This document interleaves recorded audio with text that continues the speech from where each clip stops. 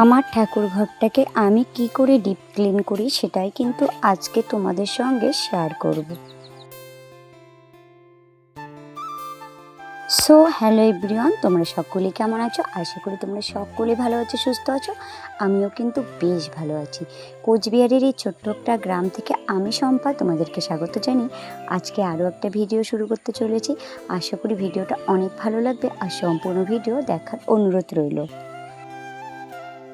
বর্ষাকালে কিন্তু সমস্ত জিনিস, ঘর বলো মানে জামা কাপড় বলো, কেমন জানি একটা স্যাঁতস্যাঁতে ভাব হয়ে যায়। সেই কারণে কিন্তু আমার ঠাকুর ঘরটাও কিন্তু অনেকটা নোংরা জমে গেছিলো। অনেক দিন ধরেই ভাবছি যে ঠাকুর ঘরটা পরিষ্কার করব, সেই সময় করে কিন্তু একদমই উঠতে পারছিলাম না।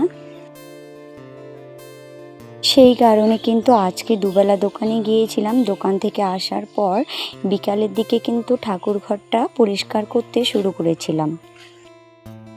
মা লক্ষ্মীর সিংহাসনটা কিন্তু একদম ধুলো পড়ে গেছিলো, তার জন্য কিন্তু ভালো করে একদম মুছে নিলাম। মোছার পর কিন্তু অনেকটা চকচকে হয়ে গেছিলো।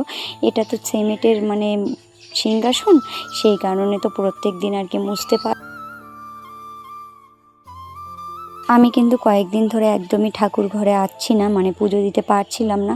সব তো মেয়েদেরই তো শারীরিক সমস্যা থাকে, সেই কারণে কিন্তু আমি একদমই মানে পুজো দিতে আসতে পারছিলাম না। সেই জন্যও কিন্তু একটু ঠাকুর ঘরটা আরও বেশি নোংরা হয়েছিল। দিদা তো বয়স হয়ে গেছে, দিদা শুধু ঠেকা মানে চালিয়ে পুজোটা করে, আর যত ডিপ ক্লিন বলো, পরিষ্কার করা বলো, সব কিন্তু আমি নিজেই করি। আর দেখো গোপাল ঠাকুরের মানে গোপাল ঠাকুরকে কিন্তু আমি কিন্তু উপরে বসিয়ে রেখেছিলাম, দিদা কিন্তু নিচে বসিয়ে রেখেছিল। মানে কোথায় কি রেখেছে একদমই কিন্তু মানে ঠিকঠাক আর কি নেই। সেই কারণের জন্য কিন্তু আজকে ভাবলাম মানে এদিকে আমি পুজো দিতেও আসলাম, আমি সমস্তটা আর কি পরিষ্কার করেও আর কি নেওয়ার জন্যই কিন্তু আর কি আজকে ঠাকুর ঘরটা পরিষ্কার করে নেব। আমার কিন্তু ঠাকুর ঘরে অনেকগুলো ফটক জমা হয়ে আছিল, ফটকগুলো কিন্তু উপরে আর কি রেখেছিলাম। সেই ফটকগুলো কিন্তু আর কি মানে কাপড় দিয়ে একটু জল আর কি চিপে চিপে কিন্তু ভালো করে কিন্তু মুছে নিলাম। বেশি তো ধোয়া যাবে না, ওগুলো তো আর কি পেপারেরই হয় ফটোগুলো, সেই কারণে কিন্তু আমি এমনিতে একটা ন্যাকড়া ভিজিয়ে কিন্তু মুছে নিলাম। এখন কিন্তু মেন সিংহাসনটা ধরবো। আমরা মেয়েরা কিন্তু হাজার পরিশ্রমের মধ্যে কিন্তু ঠাকুর ঘর বলো, রান্নাঘর বলো, নিজেদের ঘর বলো, সবটাই কিন্তু গুছিয়ে রাখার চেষ্টা করি। আর কিন্তু ঠাকুর ঘরটা একদম নোংরা হয়েছিল। সেই একটা নোংরা না একটু ধুলো ধুলো পড়েছিল, আমার কিন্তু একদমই ভালো লাগছিল না। আমি কিন্তু প্রত্যেক 1 মাস পর পর কিন্তু আমি এভাবেই কিন্তু আমার ঠাকুর ঘরটাকে ডিপ ক্লিন করে নিই। 1 মাস পর পর যদি ডিপ ক্লিন করে নেওয়া যায় না, তাহলে কিন্তু অত একটা ঘরের মধ্যে কিন্তু নোংরাও হয় না। আমি টোটাল ফটো টটো একদম সিংহাসনে যত কিছু আছে সব কিছু কিন্তু ওখানে নামিয়ে নিই। তারপরে কিন্তু ভালো করে মুছে নিয়ে আগে, তারপর কিন্তু মানে সব কিছু পেতে টেতে ঠাকুরকে কিন্তু আগে তারপর কিন্তু সিংহাসনে উঠাবো। আর দুর্গাপুজোর সময় কিন্তু একদম সিংহাসনটা বের করে নিয়ে বাইরে তারপর কিন্তু ধুয়ে নিব একবারই আর কি। তাছাড়া কিন্তু এমনিতে যে মানে বছরের যে মানে বছরগুলো যে যায়, আমি কিন্তু এভাবেই আর কি মুছে নিই।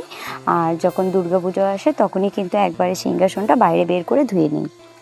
পরিষ্কার পরিচ্ছন্ন থাকলে কিন্তু অনেকটা মানসিক শান্তি পাওয়া যায়। পরিষ্কার পরিচ্ছন্নতা মানে না থাকলে কিন্তু কোনো জিনিসই কিন্তু ধরতেও ভালো লাগে না। মানে একটা মনের মধ্যে কেন জানি না একটা শান্তি, সেই শান্তিটা কিন্তু একদমই আর কি লাগে না। ঠাকুরঘর পরিষ্কার থাকলে কিন্তু সব কিছুই ভালো লাগে, কারণ ঠাকুরঘর তো একটা সব থেকে মানে শান্তির জায়গা, তো একটা মানে ঠাকুরের মন্দির, তাই না বলো? আমারও কিন্তু সেই রকম। আমার অন্য কিছু কী হয় হোক, আমি কিন্তু ভীষণ পরিমাণে ঠাকুরকে বিশ্বাস করি, ভালোবাসি।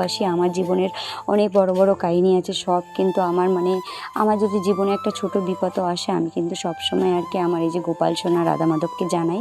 আমার কিন্তু সব বিপদ থেকে ওরা কিন্তু রক্ষা করে। আমি কিন্তু ভগবানকে প্রচুর পরিমাণে বিশ্বাস করি। আমি জানি না মানুষ কীরকম বিশ্বাস করে, কিন্তু আমার মন থেকে বলছি মানে মানুষ বলে না ভগবান আছে কি নাই, কিন্তু হ্যাঁ গো, ভগবান সত্যি আছে। কেউ যদি মন থেকে ডাকে, সে কিন্তু অবশ্যই ভগবান তাকে কখনো খালি হাতে ফিরাবে না। সেরকমই কিন্তু আমি কিন্তু ভীষণ পরিমাণে মন থেকে ডাকি, আর আমাকে কিন্তু কখনো ভগবান আমাকে খালি হাতে ফিরায়নি, সেটা কিন্তু একদম বাস্তব প্রমাণ।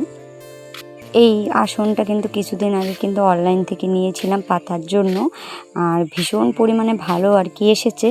কিন্তু একটা না সমস্যা হয়েছে, কি বলো তো, জিনিসটা না প্রচণ্ড আর কি মানে মানে মোটা মোটা ভাব, মানে একটু মানে মোলায়ম ভাবটা আর কি নেই। তার জন্য কিন্তু আমি পেতে দিচ্ছি আর বারবার কিন্তু সরে যাচ্ছে। এই দিক দিয়ে কিন্তু আসনের পাড়ার জিনিসটা কিন্তু একদমই ভালো আসেনি। মানে আমার পছন্দ হয়েছে, কিন্তু আমি এই কারণের জন্য কিন্তু আমার একদম ভালো লাগছিল না। জিনিসটা একদম মানে মোলাউন না, মানে জিনিসটা কেমন যেন একটা খড়খড়া ভাব আর কি। কিন্তু তবুও আর কি ভালো করে পেতে নিলে এটাই আর কি ভালো লাগবে। হয়তো ধোয়ার পরে হয়তো মোলাউন হতে পারে, কিন্তু এখনও তো ধোয়া হয়নি, এর জন্য কিন্তু হয়তো একটু খসখসে ভাব আর কি আছে। আর আসনটাও কিন্তু পেতে নিলাম, তারপর কিন্তু ঠাকুরগুলোকে কিন্তু আসনের মধ্যে বসিয়ে নেব।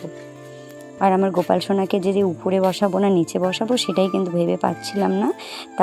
তারপর কিন্তু ফাইনালি ঠাকুরকে কিন্তু নিচেই বসিয়েছি। নিচে বসেই কিন্তু আর কি ঠাকুরকে ভালো লাগছিল।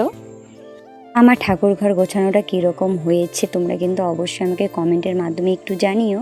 তাহলে কিন্তু আমি যে নেক্সট টাইম আবার কোনো দিন যদি কোনো ভিডিও করি, তোমরা একটু আমাকে আইডিয়া দিবে। আমি কিন্তু সেভাবেই কিন্তু আরও সুন্দর করে আমার ঠাকুর ঘরটাকে পরিষ্কার পরিচ্ছন্ন করে আর কি তোমাদের সামনে তুলে ধরতে পারবো।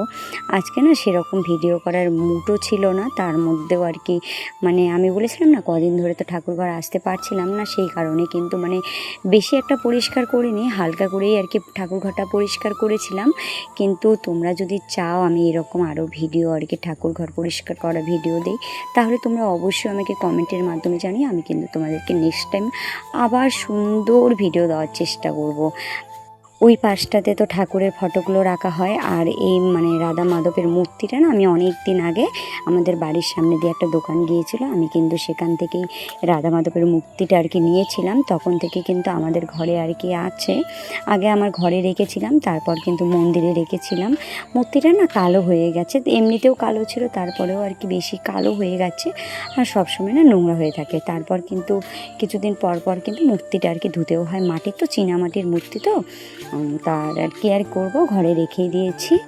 আর ওখানে কিন্তু আর কি রেখে দিই, আর তারপর কিন্তু ফটোগুলো রেখে দিই আমি। আর ওই জিনিসটা না একটু উঁচা টাইপের ছিল, তো তা আমি এবার আবার ইট দিয়ে আবার সমান করে একটু মানে সমান করে নিয়েছি। সমান করে নিয়ে কিন্তু এখন কিন্তু সব ফটোগুলো যা আছে সব ফটোগুলো কিন্তু সাজিয়ে গুছিয়ে রাখবো আর কি। গোপাল সোনাকে তো নিচেই আর কি বসিয়েছিলাম, ফাইনাল উপরে বসাতে চেয়েছিলাম, কিন্তু উপরে বসালে না একদমই ভালো লাগছিল না। আসনটা ছিল মানে গোপাল ঠাকুরকে বসার জন্য যে আসনটা ছিল ছোট, সেটা কিন্তু অনেক দিন আগে অনলাইন থেকে নিয়েছিলাম। অনেক দিন ছিল বসানো, কিছুদিন হলো, কিন্তু মানে এই আসনে যদি বসানো যায় না একদম ফুল দিতে না একদমই আর কি পারি না, ভালো হয় না ফুল দিতে। আর যদি আর কি নিচের মধ্যে বসিয়ে রাখি তাহলে কিন্তু মানে গোল করে সাজিয়ে কিন্তু ফুল দেওয়া যায়, তার জন্য কিন্তু বেশি একটা ভালো লাগে।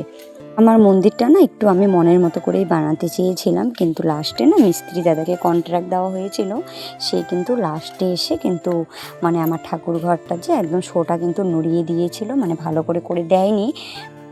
আমার আশা ছিল কি বলতো, যে ও যে উপরটা যে আছে সেখানে কিন্তু আমি অনেকগুলো থাক করে মানে ঠাকুর রাখতাম, সেখানে কিন্তু আমি থাক থাক করে নিতাম, কিন্তু সেই ইচ্ছাটা কিন্তু আমার একদমই পূর্ণ হয়নি।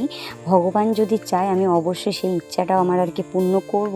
তারপর যখন টাইজালা দাদাইরা এসেছিলো না, মানে ওই উঁচু জায়গাটাই আমাকে করে দেয়নি, একদম সমান করে মন্দিরটা বানিয়ে দিয়ে পরে একদম রাগারাগি করেছিলাম। রাগারাগি করার পরে ও কিন্তু আর কাজ করেনি, আমি যেরকম করে বানাতে চেয়েছিলাম সেরকম করে বানিয়ে দেয়নি দেখে আমি কিন্তু ভীষণ পরিমাণে রাগ করেছিলাম। পরে কিন্তু যে টাইলস দাদারা আর কি টাইলস লাগিয়ে দিয়েছিল সেই দাদারাই কিন্তু মানে এক ধাক্কা আর কি উঁচাটা আর কি বানিয়ে দিয়েছিল। তাছাড়া কিন্তু আমার যে আমার মনের মতো কিন্তু মন্দিরটা একদমই হয়নি, মানে সব দিক দিয়ে ঠিক আছে, কিন্তু আমি যে একটা থাক থাক বানাতে চেয়েছিলাম সেই থাকটা আর কি হয়নি। পরিষ্কার করা তো হয়ে গেল, এখন কিন্তু লাস্ট আমি মুছে নিচ্ছি ভালো করে, একদম শ্যাম্পু দিয়েছিলাম, তারপর শ্যাম্পু টেম্পু ফিনাল টিনাল দিয়ে কিন্তু ঠাকুরঘরটা একদম সুন্দর করে মুছে নিয়েছি। আমার ঠাকুরঘর গোছানো ভিডিওটা তোমাদের কী রকম লেগেছে অবশ্যই কিন্তু তোমরা আমাকে কমেন্টের মাধ্যমে জানিও। তোমরা যদি জানাও আমার অবশ্যই আমার ভালো লাগবে। আর এখন কিন্তু আমার পরিষ্কার করতে করতে কিন্তু একদম সন্ধ্যাও লেগে গেছে, তারপর কিন্তু সন্ধ্যাবেলায় মানে পুজোটাও কিন্তু দিয়ে নিব একবারই, একদম পরিষ্কার করাও হয়ে গেল, সন্ধ্যাবেলার একদম পুজো দেওয়ার টাইমও হয়ে গেল। আর কয়েকদিন ধরে তো ঠিক মতো বাজারে যাচ্ছিলাম না, ঠাকুরের জন্য কিছু আনাও ছিল না। তারপর কিন্তু সন্ধ্যাবেলার সেবাটা কিন্তু আমি বাতাসা দিয়েই দিয়ে নিয়েছিলাম। দেখো সন্ধ্যাবেলার ভোগটা আমি দিয়ে দিলাম, একদম পরিষ্কারও করেছি, সুন্দর লেগেছে। তাহলে চলো বন্ধুরা, ভিডিওটা আর বড় করব